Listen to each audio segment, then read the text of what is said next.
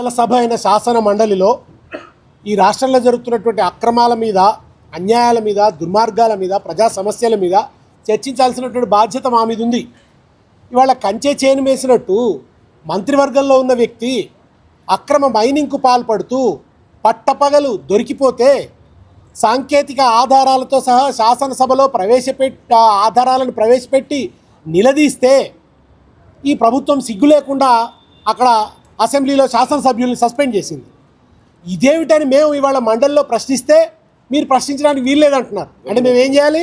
అధికార పక్షాన్ని భజన చేయాలా? ఒకవైపు అక్రమాలు నడుస్తుంటే, ఒకవైపు మైనింగ్ ఆదాయానికి, ప్రభుత్వ ఆదాయానికి, ఖజానాకు గండి కొడుతుంటే మేమంతా భజన చేయాలా? మేము ఏం చేయాలి? ప్రతిపక్షంగా మేము ఇవాళ నిలదీస్తే చాలా దుర్మార్గంగా మా అందరినీ కూడా మార్షల్స్ చేత ఎత్తిపారేయించారు. మహిళా మార్షల్స్ని మాకు అడ్డం పెడుతున్నారు. మహిళలు ఎవరు లేరు ఎమ్మెల్సీగా. అరే ఇదే అప్రజాస్వామికమైనటువంటి వైఖరి. మహిళా మార్షల్స్ని మాకు అడ్డంగా పెడుతున్నారు. మమ్మల్ని ప్రశ్నించనివ్వటం లేదు, మాకు మైక్ ఇవ్వటం లేదు.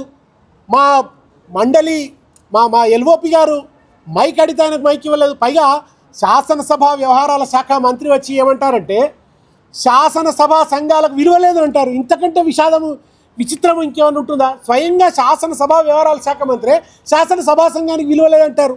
వాటి శిక్షించే అధికారం లేదని ముఖ్యమంత్రి అంటాడు. మరి కమిషన్లు వేశారు కదా, కమిషన్లకు శిక్షించే అధికారం ఉంటుందా? ఎందుకు కమిషన్లు వేశారు? కమిషన్ల చేత నిగ్గుదేల్చడానికి ఎందుకు ప్రయత్నించారు?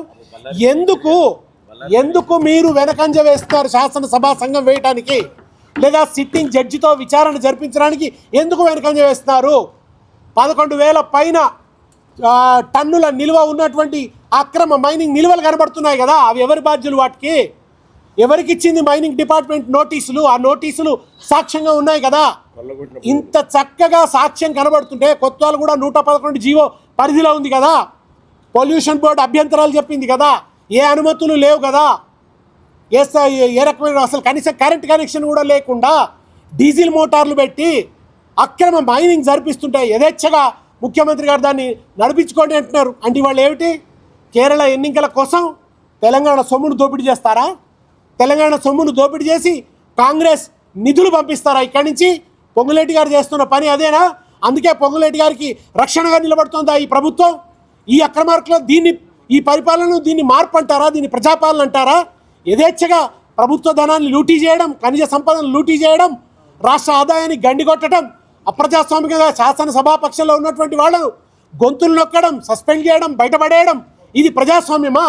ముఖ్యమంత్రి గారు మీరు తొక్కుకుంటూ మాత్రమే కాదు, అవినీతి సొమ్ము బుక్కుకుంటూ మెక్కుకుంటూ ప్రజాధనాన్ని నొక్కుకుంటూ పైకి వస్తున్నారు. మీరు తొక్కుకుంటూ మాత్రమే కాదు, అవినీతి ధనాన్ని మెక్కుకుంటూ పైకి వస్తున్నారు అనేది వాళ్ళ చాలా స్పష్టంగా నిరూపణ అయింది. మీరు మమ్మల్ని బయటపడేసినంత మాత్రాన మేము ఊరుకోం. ప్రజాక్షేత్రంలో నిలదీస్తాం. రాఘవ కన్స్ట్రక్షన్స్ అక్రమ మైనింగ్ మీద విచారణ జరిగేంత వరకు, ఆ మంత్రిని బర్తరఫ్ చేసేంత వరకు మా పోరాటం ఆగదు.